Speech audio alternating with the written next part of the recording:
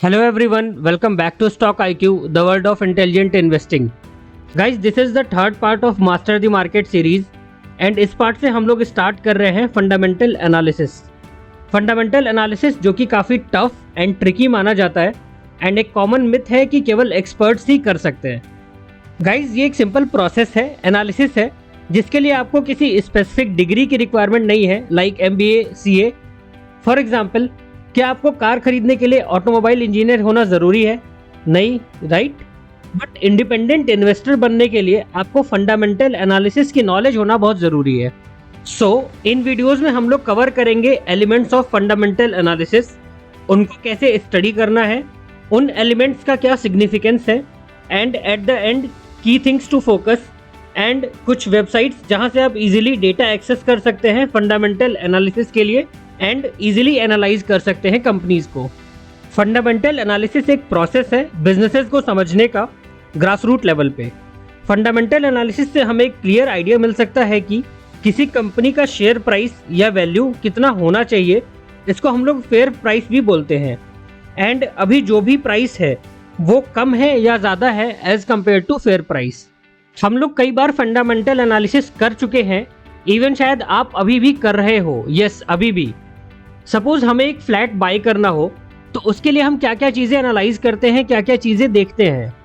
हम देखते हैं सबसे पहले कि लोकेलिटी कैसी है, वहाँ पे रोड्स बनी है या नहीं बनी है, पब्लिक कन्वेंस अवेलेबल है या नहीं है, वहाँ पे बेसिक फैसिलिटीज़ अवेलेबल है कि नहीं, like drinking water, sewage system, street lights etcetera. इसके अलावा हम देखते हैं कि वहाँ पे स्कूल्स अवेलेबल है कि नहीं, हॉस्पिटल्स कितनी डिस्टेंस पर है, एंड फाइनली रेट पर स्क्वायर फीट क्या है। इसको हम लोग कंपेयर करते हैं अदर लोकेलिटीज़ से, अदर सोसाइटीज़ से, एंड देन अगर हमें लगता है कि ये प्रॉपर्टी सही वैल्यू पे, सही प्राइस पे मिल रही है तो हम उसको बाय करने का डिसीजन लेते हैं। ये था फंडामेंटल एनालिसिस एक फ्लैट का या प्रॉपर्टी का। इसी तरह हम लोग और भी चीज़ों का फंडामेंटल एनालिसिस करते हैं अपने माइंड में, लाइक मूवीज़ का।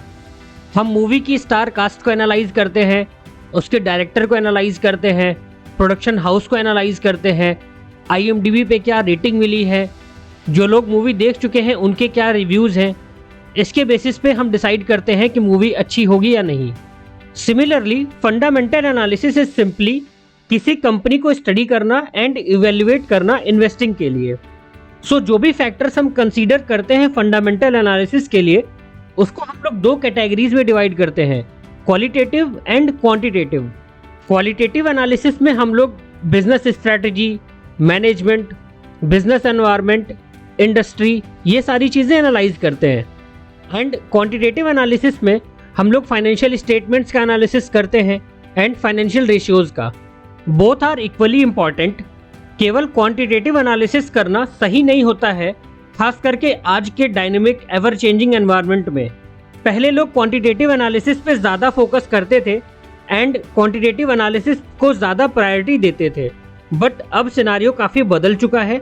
हमें पहले क्वालिटेटिव एनालिसिस करना चाहिए, देन क्वांटिटेटिव एनालिसिस पे फोकस करना चाहिए। एंड ऐसा करने का रीज़न है तेज़ी से बदलते कंज्यूमर चॉइसेस, प्रेफरेंसेस एंड उसको फुलफिल करने के तरीके।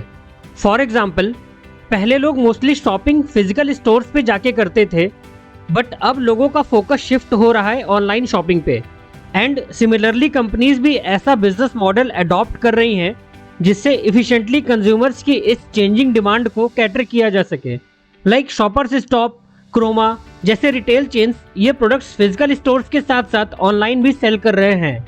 दूसरा एग्जाम्पल, एनवायरमेंटल कंसर्न्स को देखते हुए नेचर को प्रोटेक्ट करने के लिए इलेक्ट्रॉनिक व्हीकल्स सेगमेंट में काफ़ी तेज़ी से इनोवेशंस देखने को मिल रहे हैं एंड फ्यूचर में यहाँ पे डिमांड एक्सपोनेंशियली ग्रो होते हुए देखी जा सकती है। आज की डेट में आप उन बिजनेसेस में इन्वेस्ट करना ज़्यादा प्रीफर करेंगे जो कि फ्यूचरिस्टिक सोच रखते हैं एंड अपकमिंग डिमांड्स के हिसाब से स्केल कर पाएँ। एंड इन सब चीज़ों को कौन डिसाइड करता है कि कंपनी कैसे चलेगी, किस सेक्टर में बिजनेस होगा एक्सेट्रा? मैनेजमेंट, कंपनी के ओनर्स, प्रमोटर्स एंड जो भी लोग टॉप मैनेजमेंट में हैं। सबसे पहले तो मैनेजमेंट एनालिसिस करना ज़रूरी है। आइए देखते हैं कि मैनेजमेंट एनालिसिस कैसे करना है एंड उसके कुछ एग्जाम्पल्स। सबसे पहले हमें देखना होता है कि प्रमोटर स्टेक मतलब कंपनी के फाउंडर्स का कितना परसेंट ओनरशिप है कंपनी में। किसी भी अच्छी कंपनी के प्रमोटर्स अपनी शेयर होल्डिंग जल्दी सेल नहीं करते हैं एंड इवन बढ़ाते हैं अगर पॉसिबल हो तो। आपने अक्सर सुना होगा शेयर बायबैक के बारे में। कंपनी ओपन मार्केट में अपने ही शेयर्स खरीदती है कुछ प्रीमियम प्राइस पे, सो दैट की होल्डिंग बढ़े, कंपनी में ओनरशिप इंक्रीज हो। सो यहाँ पे हमें 2 पॉइंट्स चेक करना होता है। फर्स्ट, प्रमोटर्स का ओवरऑल स्टेक या शेयर होल्डिंग कितना है। सेकेंड, लास्ट 2 ईयर्स या 5 ईयर्स में शेयर होल्डिंग बढ़ी है या कम हुई है। एंड इसमें एक लास्ट पॉइंट जो कि हमें चेक करना होता है कि यहाँ कुछ शेयर्स प्लेज्ड भी हैं क्या। लेमैन टर्म्स में शेयर प्लेजिंग मतलब शेयर्स को किसी को एज अ सिक्योरिटी ऑफर करना, पैसा या कैपिटल बोरो करने के लिए। सो अगर शेयर्स प्लेज्ड नहीं हैं तो बेस्ट है, बट अगर प्लेज्ड हैं तो कितने परसेंटेज ऑफ शेयर्स प्लेज्ड हैं, कब प्लेज किए गए हैं, क्या रीज़न रहा है, and number of pledged shares increase हुए हैं या डिक्रीज हुए हैं over the period of time. And as per SEBI guidelines ये इन्फॉर्मेशन हर कंपनी को डिस्क्लोज करना मैंडेटरी है। अब देखते हैं कुछ पॉइंट्स जो कि हमें हेल्प करेंगे मैनेजमेंट के इंटेंशन और ट्रांसपेरेंसी को समझने में एंड फ्यूचर कैसा हो सकता है कंपनी का इसको देखने में।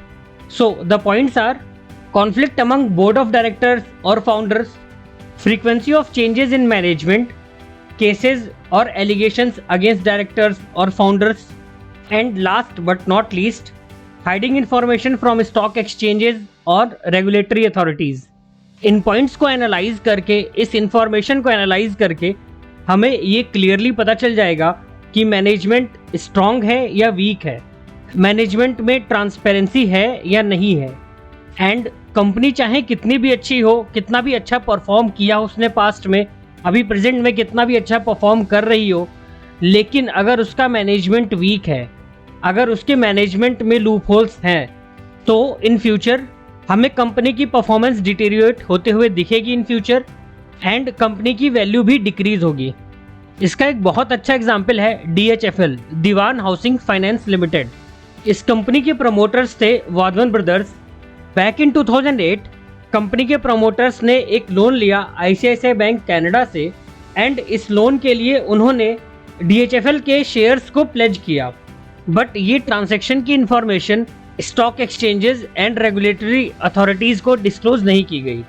एंड एज पर गाइडलाइंस ऐसा कोई भी ट्रांजैक्शन डिस्क्लोज करना मैंडेटरी होता है एज पर लिस्टिंग एग्रीमेंट।